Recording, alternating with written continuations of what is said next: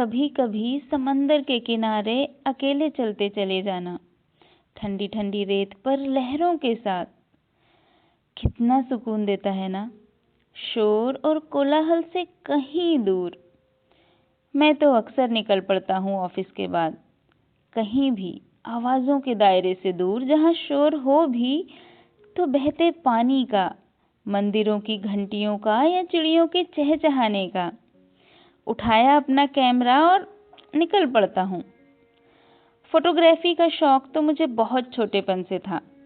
12th के exams में मेरे बहुत अच्छे नंबर आए थे तो पापा ने नई साइकिल लाने के पैसे दिए थे और मैं ले आया था एक छोटा सा कैमरा। जमीन पर एक के पीछे एक लाइन लगाकर चलती चींटियों की तस्वीर खींच लेता, तो कभी नई नई कोपलों के बीच से झांकते छोटे लाल लाल पत्तों की। मैं हर दिन कुछ नया तलाशता रहता था। गोरैया के घोंसले से झांकती एक नन्ही गोरैया, कभी मौसम की पहली बारिश की रिमझिम बूंदें, छोटे छोटे बच्चों के टूटे दांतों के बीच में से झांकती मासूम हंसी। ऐसे ही जाने कितने लम्हों को मैं अपनी यादों की गुल्लक में समेटता रहता था। फोटोग्राफी मेरे लिए सिर्फ एक बचपन का शौक ही नहीं, उससे कहीं बढ़कर था। पर आई और बाबा को मेरी खींची वो तस्वीरें बस आड़ी टेढ़ी ही लगती थीं, पर मेरी नज़रें जो जीवन का नज़रिया उसमें देखती थीं, वो कोई नहीं समझ पाया, आई और बाबा भी नहीं, और फोटोग्राफी मेरा शौक ही बनकर रह गया। मैं एक सॉफ्टवेयर इंजीनियर बन गया अपने बाकी दोस्तों की तरह। अब तो 3 साल हो गए हैं यहाँ मुंबई में जॉब करते करते। अकेले ही रहता हूँ अपने फ्लैट में। आई ने तो बहुत कहा था, विक्रम अकेले क्यों रहता है रे, कोई रूममेट होगा तो मन भी लगा रहेगा, और जब शादी करेगा तो तब भी तो उस लड़की के साथ रहेगा ना। शादी तो करेगा ना बेटा। यहाँ पुणे में मेरी एक सहेली की बेटी है, आजा कुछ दिन को घर, उससे मिल भी लेना। अब आई ने कहा है घर आने को तो जाना ही पड़ेगा। मोस्टली तो मैं वर्क फ्रॉम होम ही करता हूँ, 1 महीने को रह आऊँगा। पुणे में फिर भी कहीं सुकून भरी जगह तलाशने निकलो तो मिल भी जाती है। यहाँ मुंबई में सुकून कहाँ, हर तरफ भीड़ ही भीड़। खैर 2 दिन बाद संडे था तो यहाँ के सारे ज़रूरी काम निपटाकर मैं पुणे आ गया। आई बाबा यहाँ अकेले ही रहते हैं, मैं ही एक बेटा हूँ उनका। मैं आ जाता हूँ तो उनकी दिवाली आ जाती है। शहर से थोड़ा बाहर है हमारा यहाँ घर, तो चारों तरफ खूब हरा भरा दिखता है। फ्लैट भी हमारा 8वीं मंजिल पर है। घर की बड़ी सी बैल्कनी से दूर दूर तक पेड़ ही पेड़ दिखते हैं। यहाँ तो बहुत कुछ है कैमरे में कैप्चर करने के लिए। सुबह जल्दी उठकर जाऊँगा, सोचकर सो गया।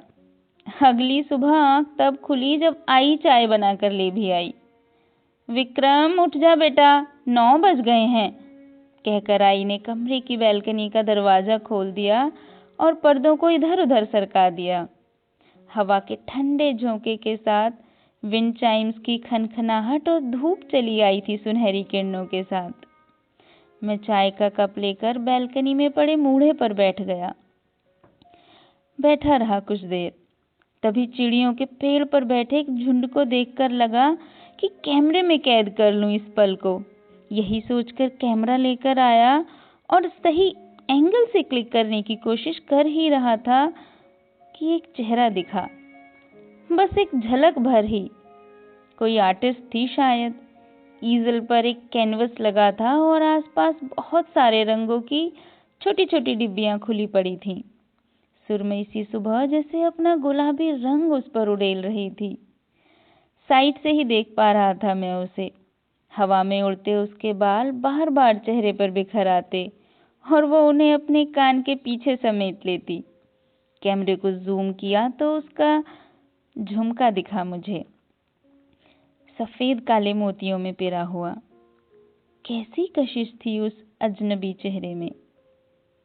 विक्रम, नाश्ता लगा दिया है, आजा अब, कहाँ रह गया। आई ने रसोई से आवाज लगाई तो जाना पड़ा मुझे। रसोई में गया तो देखा वहाँ कोने में रखे एक स्टूल पर आई का रेडियो चल रहा है और गाना था, अजनबी कौन हो तुम, जब से तुम्हें देखा है। सच कहूँ तो मेरे मन में भी तो यही सवाल था रह रहकर कि वो कौन है। अब क्या पता ऐसे, और पूछूं भी तो किससे, होगी कोई, सोचकर मैंने उसके ख्याल को दिमाग से झटक दिया और दिल से शायद नहीं। ये पूरा दिन बड़ी मुश्किल से गुजरा अगली सुबह की इंतजार में, पर वो आई ही नहीं। लेकिन सुबह की इस हवा में जैसे उसके होने की महक अभी भी थी। दिन भर तो मेरा ऑफिस के काम में निकल गया।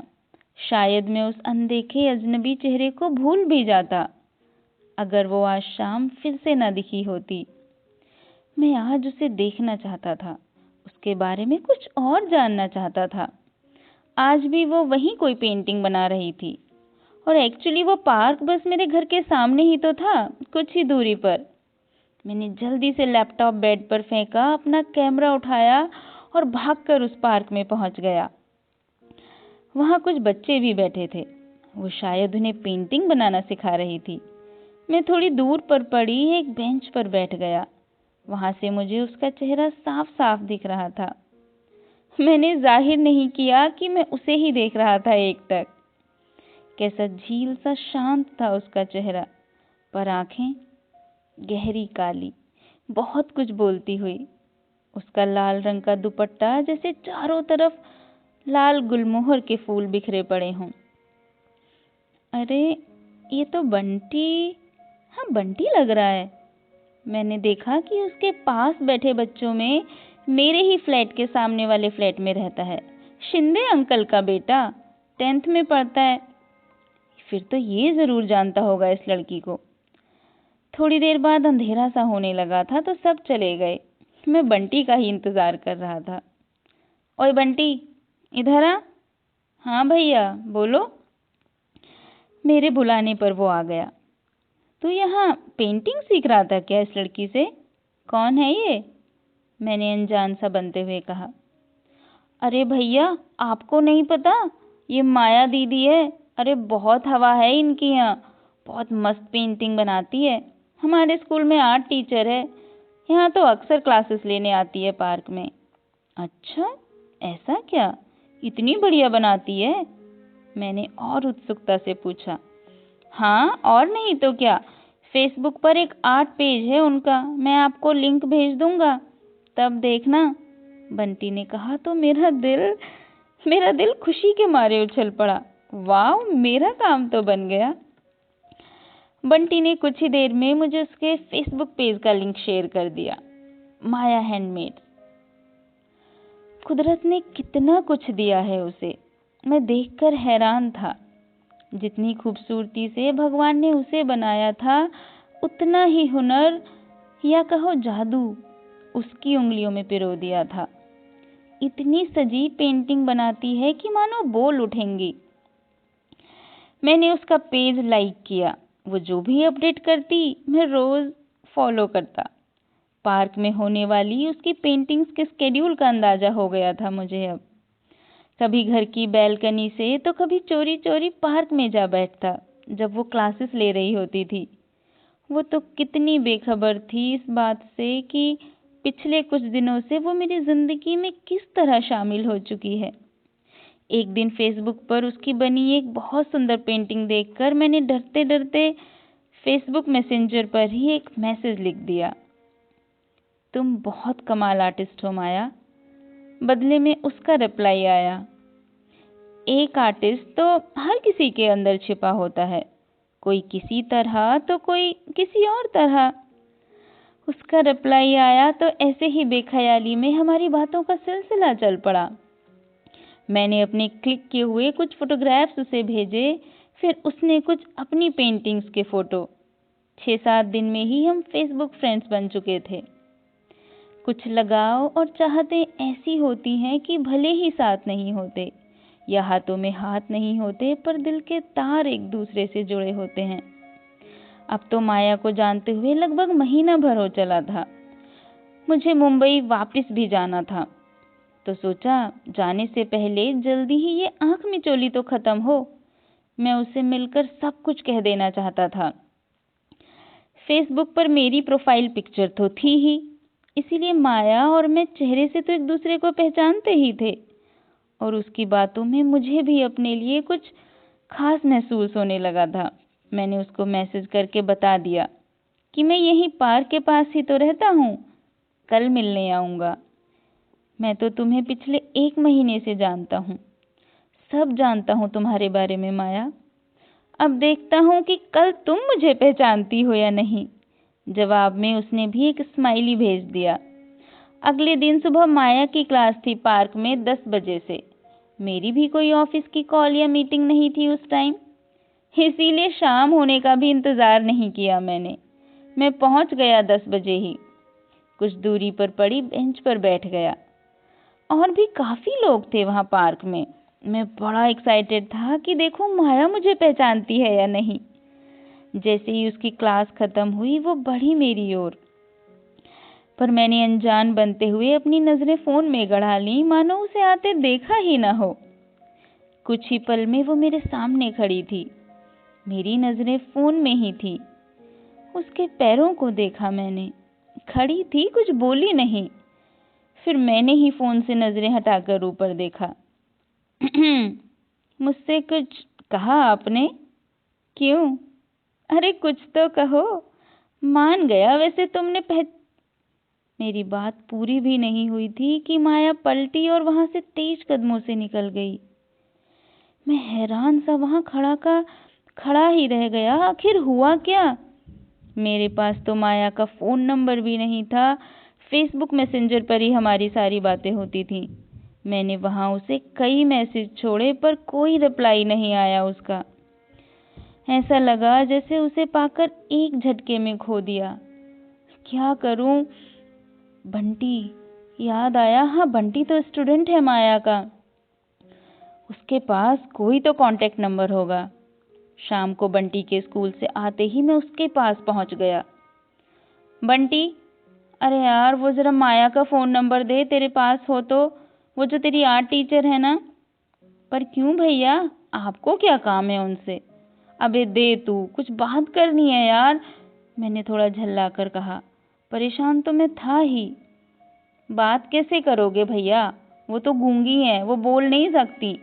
हम तो मैसेज छोड़ देते हैं कुछ पूछना होता है तो, वो जब देखती है रिप्लाई कर देती है। बंटी की बात सुनकर मैं वहीं खड़ा का खड़ा ही रह गया। सब कुछ शून्य सा हो गया उस एक पल में। रात भर बिस्तर पर पड़ा मैं छत को घूरता रहा एकटक। अचानक क्या बदल गया था मेरे और माया के बीच। बस आवाज के फासले आ गए थे हमारे दरमियां, जैसे मैं सांझ और वो शहर।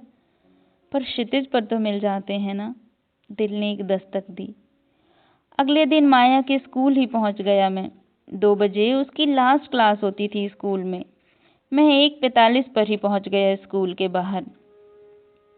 माया, मुझे माफ़ कर दो प्लीज़, तुम्हारी कसम मुझे नहीं पता था।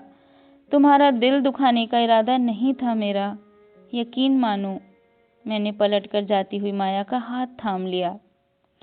स्कूल से मुझे माया के बारे में पता चल गया था कि वो बचपन से ही चुप नहीं है।